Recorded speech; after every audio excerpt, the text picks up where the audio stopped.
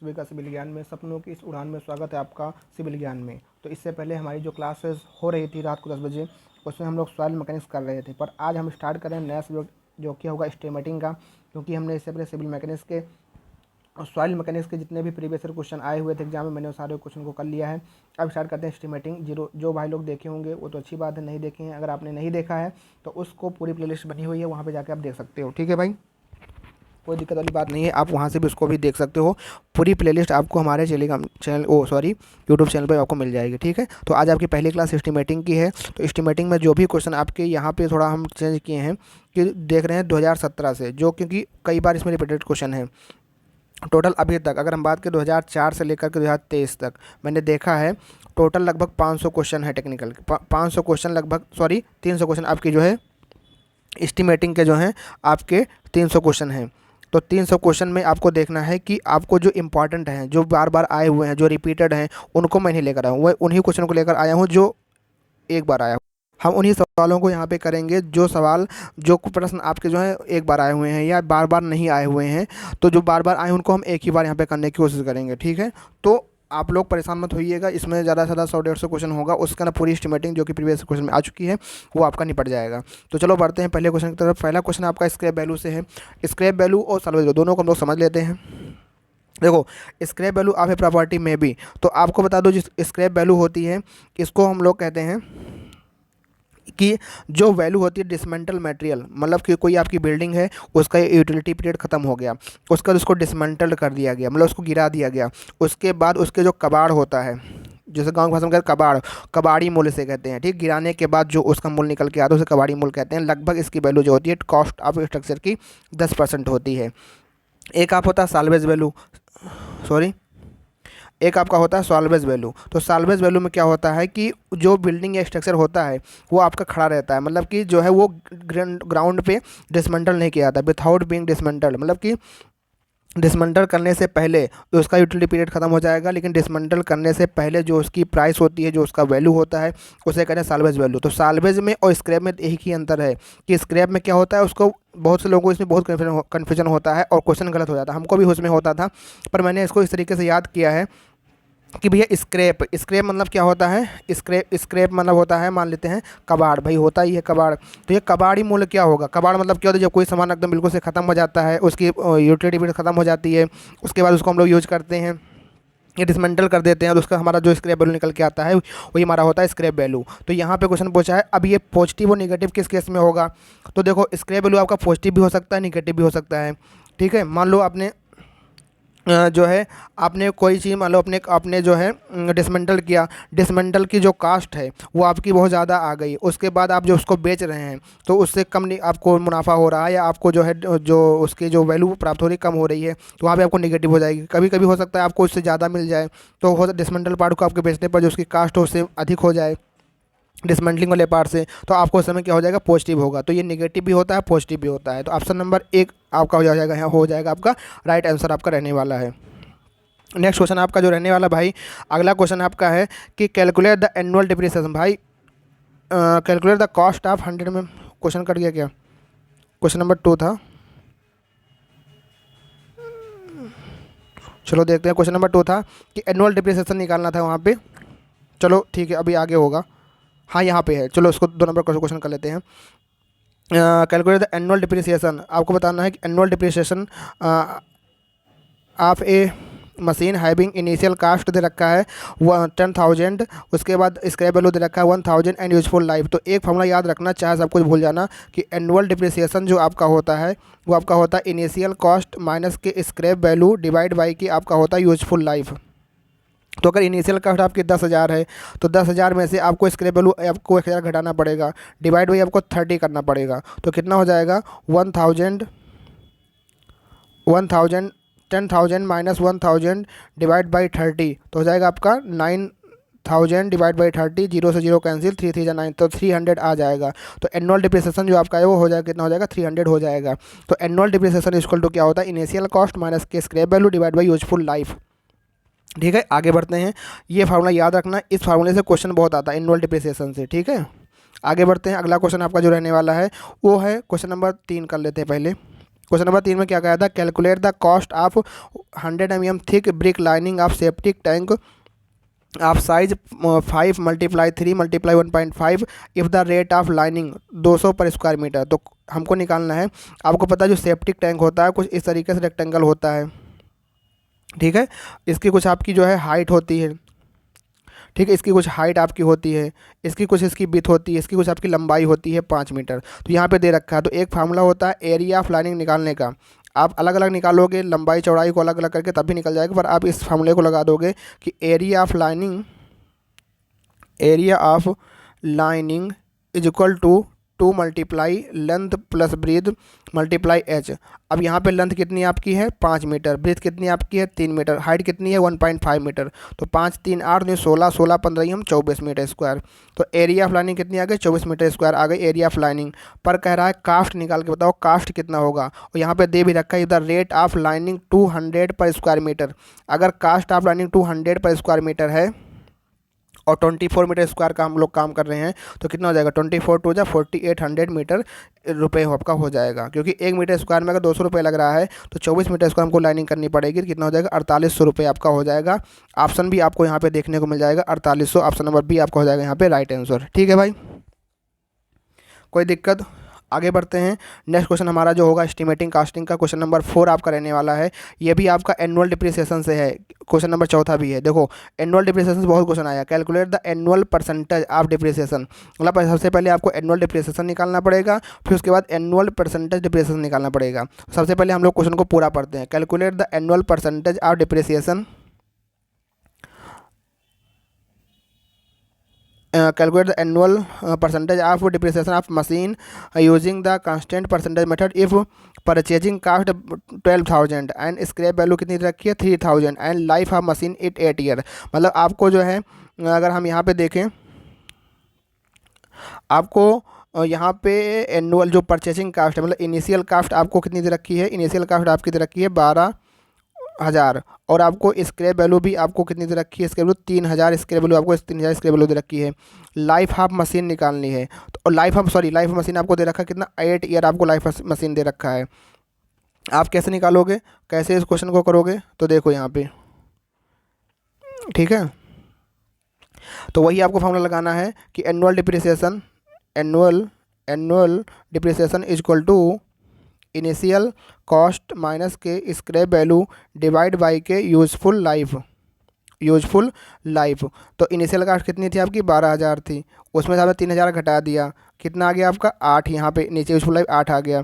तो कितना हो जाएगा 12 3 9, 9,000 डिवाइड बाई 8, 8 से भाग करेंगे 8 का नंबर 8, फिर हो जाएगा यहाँ पे कितना आपका 10, 8 का नंबर 8 9 16 49, तो 1125 रुपये आपका कितना आ जाएगा, ये एनुअल डिप्रिसिएशन आ जाएगा। पर एनुअल परसेंटेज डिप्रिसिएशन निकालना है, तो आपने देखा कि एनुअल परसेंटेज डिप्रिसिएशन जो आपका हो जाएगा परसेंटेज में निकालोगे तो 1125, टोटल कितनी कास्ट थी 12,000, तो 12,000 के रेस्पेक्ट में निकाल लोगे इंटू 100 करके, तो इसको जब सॉल्व करोगे लगभग 9 पॉइंट समथिंग आएगा।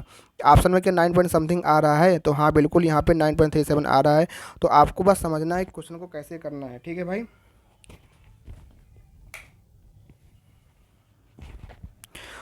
ठीक है, आपको क्वेश्चन को बस समझना है। इनिशियल कास्ट दे रखी थी आपको, आपके क्या कहते हैं साल्वेज वैल्यू आपको दे रखी थी, स्क्रैप वैल्यू सॉरी आपको स्क्रैप वैल्यू दे रखी थी। उसके बाद आपको जो है लाइफ इन ईयर आपको दे रखा था 8 ईयर्स, उसके बाद हमने यहाँ पे सॉल्व कर लिया। आगे यहाँ पे इनिशियल कॉस्ट स्क्रैप वैल्यू करके यहाँ से वैल्यू आ गई आपकी 1125, फिर उसके बाद हमने परसेंटेज निकाल लिया, परसेंटेज टोटल के रिस्पेक्ट में निकाल लेते हैं 12,000 के रिस्पेक्ट में, तो आपका यहाँ पे आ गया 9 पॉइंट कुछ परसेंट है। आगे बढ़ते हैं, कह रहा है no deduction is made for opening in estimation of masonry work. Masonry work यहाँ पे हो रहा है और कितने ओपनिंग तक अगर रहे, कितना एरिया हमारा रहे, तो ओपनिंग में हम लोग उसको डिडक्शन नहीं करते हैं। नो डिडक्शन में कोई भी डिडक्शन नहीं होता for opening in estimation of masonry work, मतलब कि उसके लिए कोई डिडक्शन नहीं होता कितने स्क्वायर मीटर तक जब हम मेसोनरी कार्य कर रहे हैं। आपने देखा प्लास्टरिंग में देखा होगा कि जो है 0.5 मीटर स्क्वायर तक हम लोग छोड़ देते हैं, फिर आपका जो है 3 मीटर स्क्वायर तक वन साइड लेते हैं, 3 मीटर स्क्वायर से अधिक होता है दोनों साइड लेते हैं। वैसे यहाँ पे है मेसोनरी वर्क में।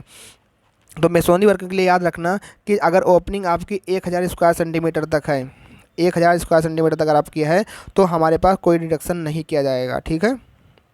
याद रखना मेसोनी वर्किंग में लिए। और बाकी प्लास्टर वाला भी आगे क्वेश्चन आएगा तो उसको वहाँ पे हम लोग डिस्कस कर लेंगे। आगे बढ़ते हैं। Calculate the weight per metre length of 25 mm diameter steel bar place at a spacing of 250 mm centre by centre for 1 metre. कह रहा है कि बेट ऑफ आपको निकालना है कि बेट ऑफ पर मीटर बार की निकालना है। और कह रहा लेंथ दे रखा है कितना, length of 25 mm diameter steel bar place eight spacing, मतलब कि जो डाया ऑफ बार दे रखा है, डाया आप बार आपको दे रखा है 25 mm का डायमीटर आप बार दे रखा है, और 1 मीटर की लंबाई में 250 mm के सेंटर पे आपको डाला गया है। तो कितना हो जाएगा 250, नंबर आप बार निकालोगे तो 1 मीटर की लंबाई में अगर 250 mm के स्पेसिंग पे डाला गया होगा तो 4 बार आएगा। 250 कैसे निकालोगे, 1000 डिवाइड बाई 250 कर दोगे, जब 4 बार आ गया तो मतलब 4 बार को आप 4 बार आपकी जो है, जो आपकी 4 रेनफोर्समेंट यूज हुई है 25 mm डायमीटर की, उसका बेट निकालना है। तो भैया देखो बेट बराबर क्या होता है, डब्लू बराबर क्या होता है, डब्लू बराबर आपका होता है यम इंटू जी। और जहाँ पे यम इजक्वल टू क्या होता है, रो इजक्वल यम बाई भी इजक्वल टू रो। अगर हम यम इजक्वल टू रखें तो हो जाएगा रो इंटू वी इंटू जी हो जाएगा। और रो इंटू जी बराबर क्या होता है आपका ओमेगा, मतलब कि यूनिट वेट हो जाता है, इंटू आपका वॉल्यूम। अब यूनिट वेट कितना दे रखा है, डेंसिटी मतलब जो आपका डेंसिटी आपका दे रखा है वो कितना है 7850 किलोग्राम पर मीटर क्यूब में। तो क्या करेंगे हम लोग, एरिया को 7850 को वॉल्यूम से मल्टीप्लाई कर देंगे। अब वॉल्यूम निकालने के लिए हमको क्या निकालना पड़ेगा, एरिया निकालना पड़ेगा। और लंबाई कितनी है 4 बार, मतलब 4 बार की लेंथ यूज करनी है। और पर मीटर में हमको निकालना गुणे 1 कर देना पड़ेगा, पर मीटर पे निकालना है। एरिया कितना हो जाएगा π/4 मल्टीप्लाई 0.025 का स्क्वायर कर दे दीजिएगा।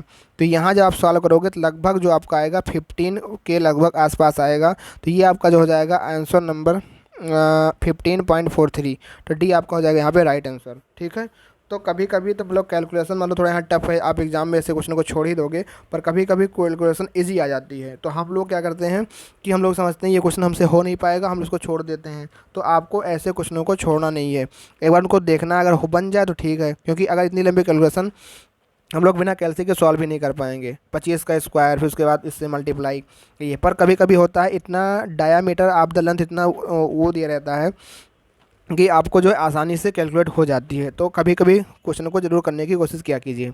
आगे बढ़ते हैं, क्वेश्चन है आपका question number 7। Which one of the following method is use for the approximate estimation. अब देखो अप्रॉक्सीमेट एस्टिमेट होता है, एक आपका होता है एक्यूरेट एस्टिमेट, मतलब अप्रॉक्सीमेट हम लोग करते हैं, या फिर आपका एक होता है डिटेल एस्टिमेट। तो अप्रॉक्सीमेट एस्टिमेट में कुछ आपके जो हैं नाम अगर हम बात करें कि अप्रॉक्सीमेट एस्टीमेट में कौन कौन से होते हैं, तो आपका जो प्लिंथ एरिया होता है, प्लिंथ एरिया मेथड आपका जो होता है वो अप्रॉक्सीमेट एस्टीमेट में आता है। तो ऑप्शन नंबर सी यहाँ पे सही हो जाएगा। इसी के साथ आपको याद रखना है कि क्यूबिकल रेट, जो आपका क्यूबिकल रेट वाला होता है वो भी आपका क्या होता है अप्रॉक्सीमेट में आता है। अप्रॉक्सीमेट क्वांटिटी वाला हम जो होता है वो भी हमारा इसी में आता है। सर्विस यूनिट या यूनिट रेट मेथड आपका जो होता है ये भी आपको उसी में आता है। बे मेथड आपका होता है वो भी आपको उसी में आता है। कॉस्ट कंपेरिजन मेथड आपका होता है ये भी इसी में आता है। तो ये सारे 4-5 हैं जो कि आपके अप्रॉक्सीमेट एस्टीमेट में आते हैं। अगर हम बात करें डिटेल एस्टीमेट में तो ये आपका जो centre to centre line method, short wall and long wall method और सेंटर लाइन मेथड। एक आपका होता है क्रॉसिंग मेथड, दोनों सेम बात लिखी है। क्रॉसिंग मेथड हो गया, सेंटर लाइन मेथड हो गया, और आपका लॉन्ग एंड शार्ट वाली, ये तीनों आपके डिटेल एस्टीमेट में यूज होते हैं। तो ध्यान रखना, यहाँ क्वेश्चन पूछा गया है अप्रॉक्सीमेट एस्टीमेट में आपका कौन सा यूज होता है, तो आपका प्लिंथ एरिया एस्टीमेट आपका जो होता है वो अप्रॉक्सीमेट एस्टीमेट के लिए यूज होता है। ठीक, आगे बढ़ते हैं नेक्स्ट क्वेश्चन के लिए। नेक्स्ट क्वेश्चन आपका कौन सा है, deduction of T junction of the wall for total length of the centre line. जो टी जंक्शन होता है अगर वाल में, तो वहाँ पे जो total length of centre line होता है तो वहाँ पे हम लोग कितना डिडक्ट करते हैं। तो भैया याद रखना हाफ ऑफ थिकनेस ऑफ वाल यूज करते हैं। जैसे मान लो अगर आपके पास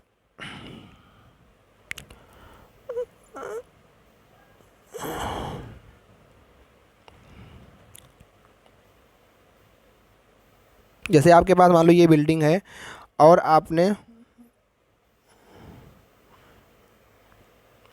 ये बना लिया और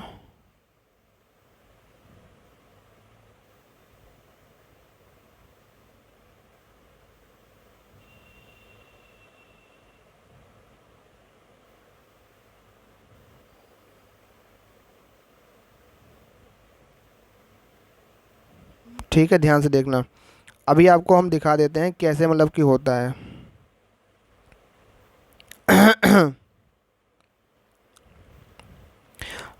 डिडक्शन ऑफ वॉल हम लोग कैसे करते हैं, ठीक है।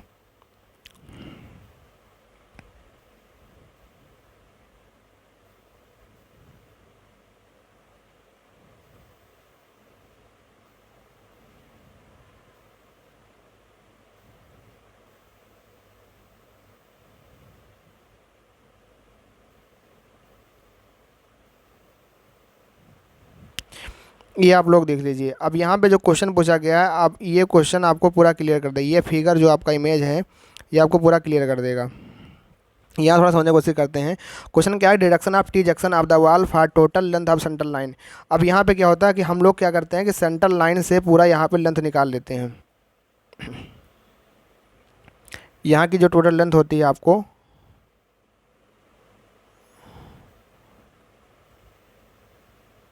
ये आपकी सेंटर लाइन लगा करके यहाँ से हम लोग ऐसे ऐसे करके सेंटर लाइन पे लोग निकाल लेते हैं, ठीक है। तो ये लेंथ आ जाती है, फिर यहाँ पर ही हम लोग निकाल लेते हैं। तो जब हम लोग बीच वाली ये मिड के लिए कैलकुलेट करते हैं तो यहाँ पे 2 बार आपका आ जाता है, इधर साइड में इस साइड में भी। तो इसीलिए हम लोग यहाँ पे क्या करते हैं कि यहाँ वाला पार्ट को घटा देते हैं, half of thickness of wall.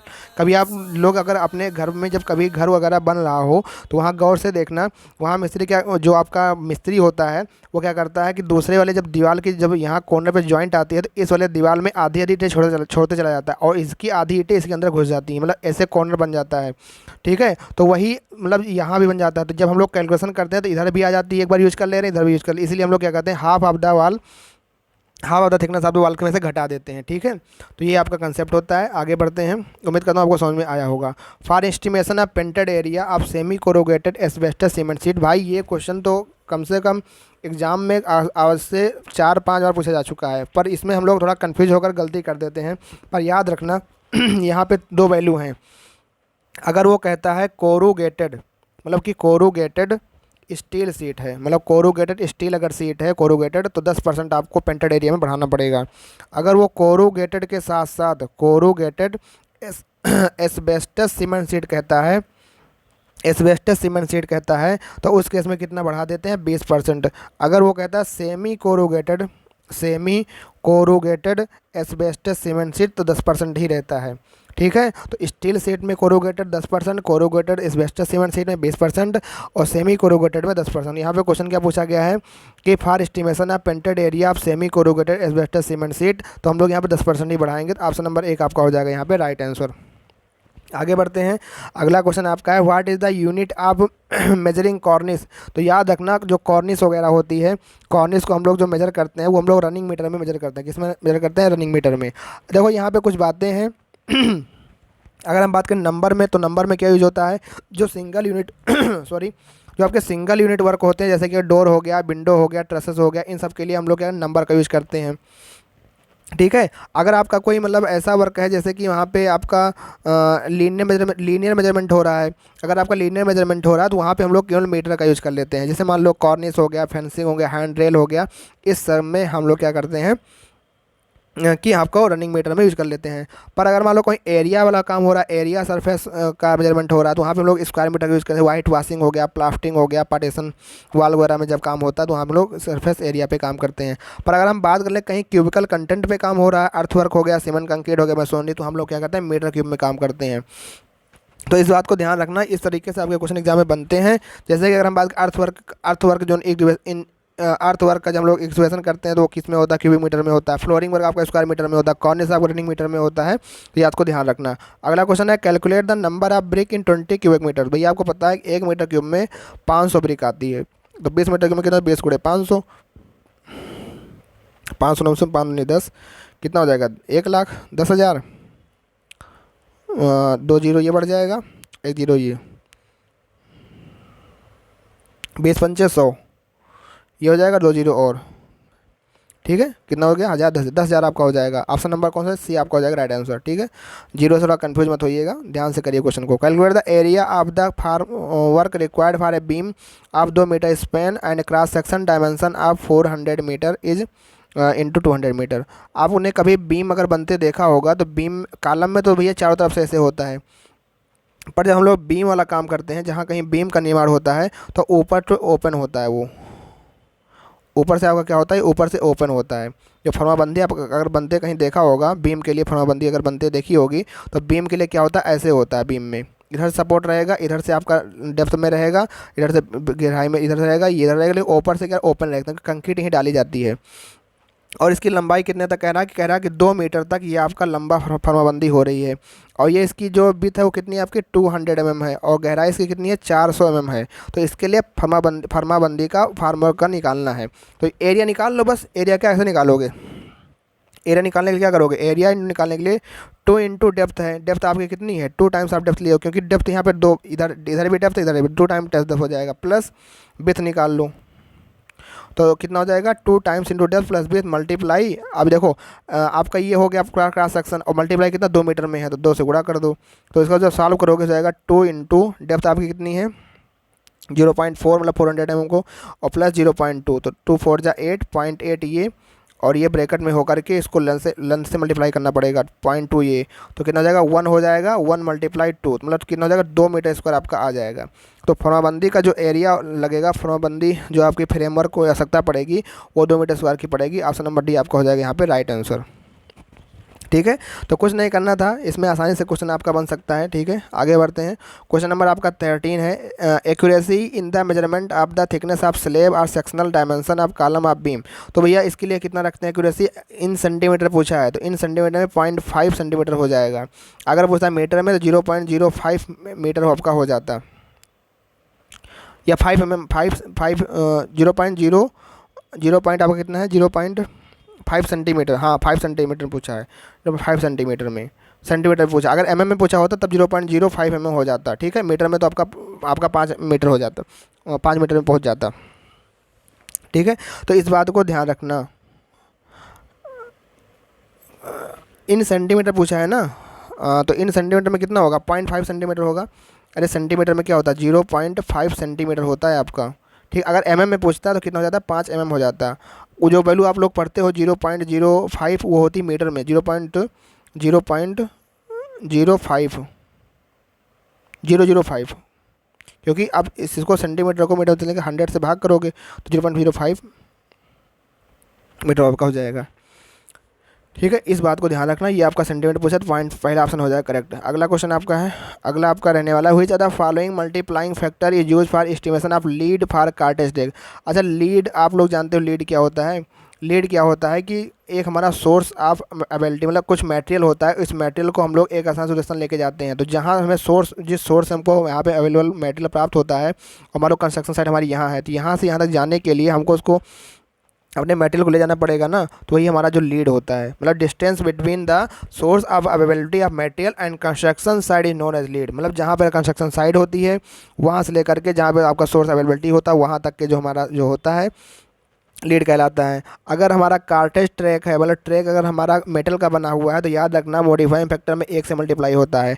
अगर कार्टेज का ट्रैक बना है तो 1.1 से मल्टीप्लाई होता है। अगर मान लो सैंडी ट्रैक है तो 1.4 से मल्टीप्लाई होगा। क्वेश्चन क्या पूछा है कार्टेज के लिए, कार्टेज में 1.1 से मल्टीप्लाई होगा। ऑप्शन नंबर सी आपका हो जाएगा यहाँ पे राइट आंसर। अगर यही क्वेश्चन पूछा होता सॉरी मेटल ट्रैक के लिए, तो मेटल ट्रैक के लिए 1 से मल्टीप्लाई होता है और सैंडी ट्रैक के लिए 1.4 से मल्टीप्लाई होता है। ठीक है भाई, आगे बढ़ते हैं। अगला क्वेश्चन आपका कितना है, अगला क्वेश्चन है question number 16। Number of the brick delivered by an unskilled labour to distance of 10 metre in a working day approximately. देखो याद रखना, अगर एक मजदूर के द्वारा जो अनस्किल्ड लेबर होता है अगर वो काम करता है तो 15 मीटर तक के डिस्टेंस तक अगर हमारा वो लेकर ब्रिक को जाता है तो लगभग 4000 ब्रिक वो उठा करके वहाँ फेंक सकता है, मतलब ले जा सकता है। अगर हम बात करें वो 10 मीटर के लिए तो लगभग वही हो जाए कितना, मतलब अगर 10 मीटर भी और लेके जाना मान लीजिए हो जाएगा जाला 45 ब्रिक हो जाएगा। तो ऑप्शन नंबर सी आपका हो जाएगा right answer.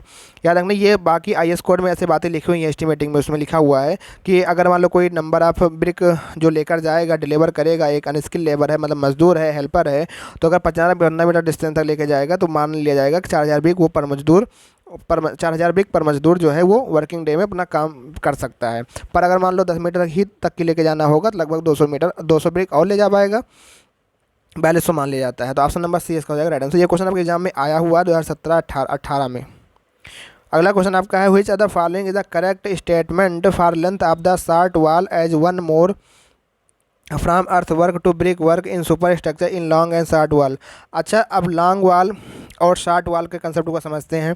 Long wall short wall concept में क्या होता है कि मान लो अगर आपका ये कंस्ट्रक्ट आपकी ये बिल्डिंग है और ये चीज़ आपकी ये ऐसे है, ठीक है, तो यहाँ पे हमारा क्या होता है लॉन्ग वॉल शार्ट वॉल में कि ये सेंटर तक की डिस्टेंस ही हमारी होती है ऐसे।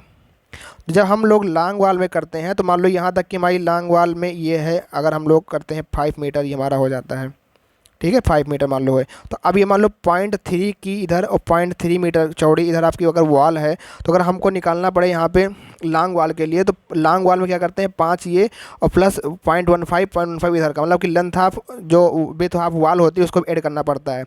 अच्छा, अब शार्ट वॉल में क्या होता है कि ये आपकी जो लंबाई यहाँ तक की होती है सेंटर तक, अब इसी लेंथ ऑफ लॉन्ग वॉल में ये इतनी काउंटर एक्ट हो जाती है, मतलब इधर वाला जो खुदाई वाला काम होता है या स्ट्रक्चर वाला काम होता है वो लॉन्ग वॉल में स्टार्ट हो जाता है। इसीलिए हम लोग जैसे जैसे अर्थ वर्क ऑफ एक्सवेशन से हम लोग जैसे जैसे ऊपर पहुँचते हैं कि हम लोग सुपर स्ट्रक्चर पढ़ते हैं, तो वहाँ पर जो है लंबाई जो लॉन्ग वॉल की में लंबाई होती है बढ़ती जाती है और शार्ट वॉल लंबाई आपकी कम होती जाती है। तो क्वेश्चन वही पूछा है कि which are the following is the correct statement for length of short wall as one more from earthwork to brick work in super structure long wall and short wall method. Its value decrease, its value depend upon the length of wall, its value increase.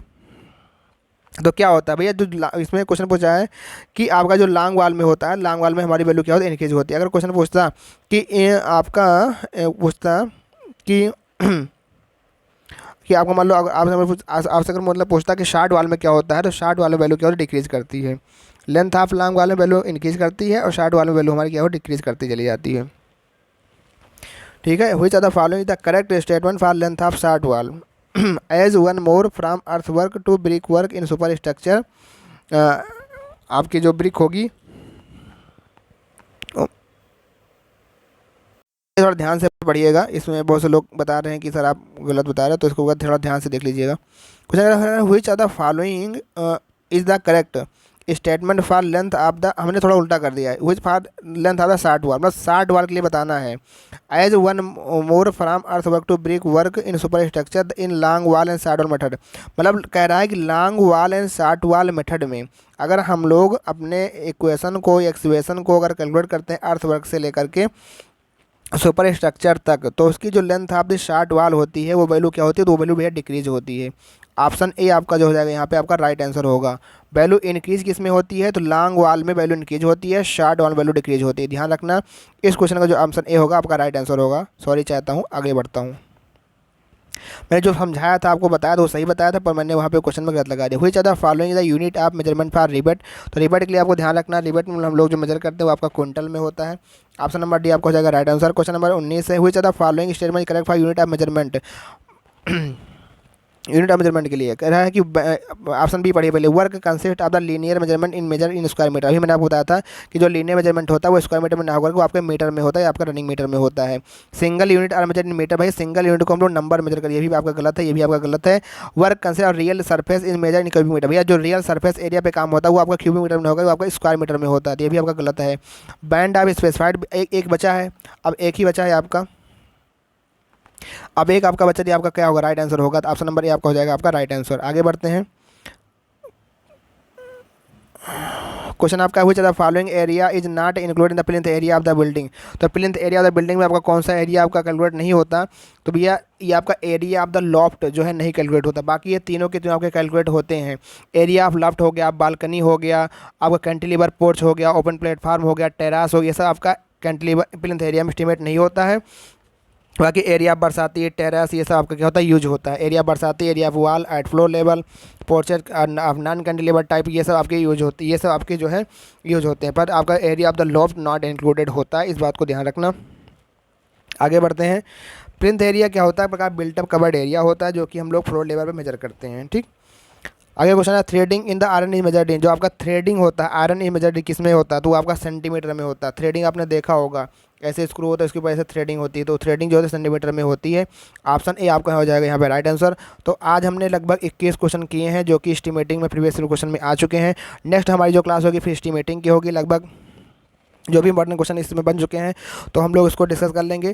तो class को support करिए, अगर आप channel पर नए हैं channel को subscribe करिए, थोड़ा बहुत कमियां कुछ रहती हैं उसको सुधार करने की कोशिश की जाएगी।